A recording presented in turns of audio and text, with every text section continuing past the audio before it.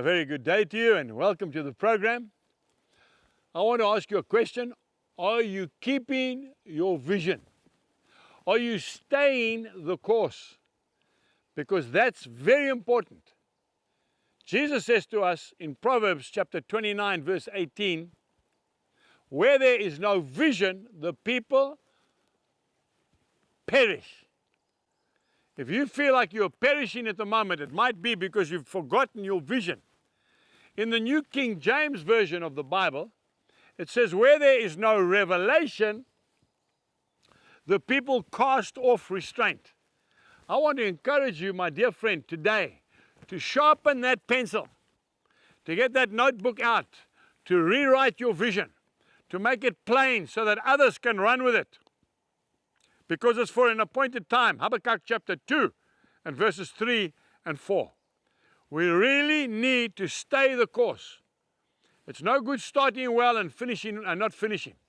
We need to get to it. You know, we're under a lot of pressure, especially the farmers at the moment. We've got economic challenges like never before. The elements, the drought, we are experiencing the worst drought in over 200 years. We're experiencing a lot of violence, a lot of people getting murdered, not just on the farms, in the townships, in the cities as well. And what happens, that tends to take you off your vision. We need to stay the course.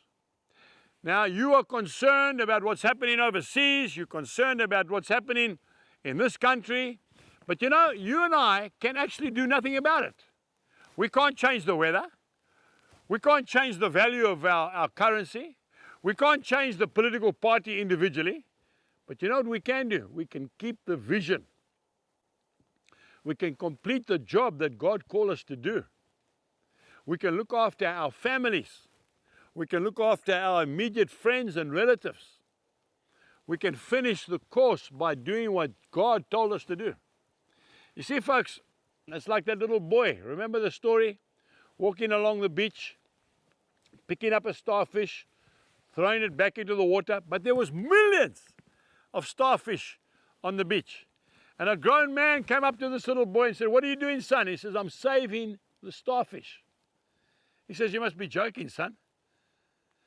He says, "There's so many starfish here, you'll never ever throw them all back." He said, "No, sir." And he picked up another one. He said, "But I saved that one." And I saved that one.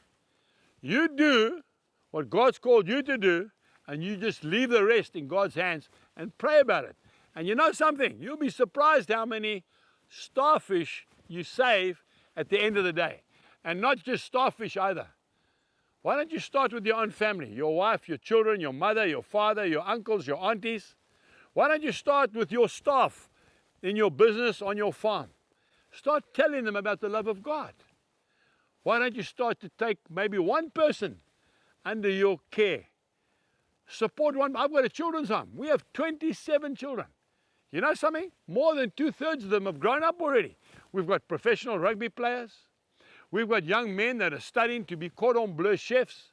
We've got professional men that are singing for Jesus, that are rapping, they're Christian rap artists. That's right. We've got a young lady that's studying in the USA. We just started with a handful of children. We can't help all the children in the country, but we can start with some. I want to say to you, keep the vision. I want to close with this.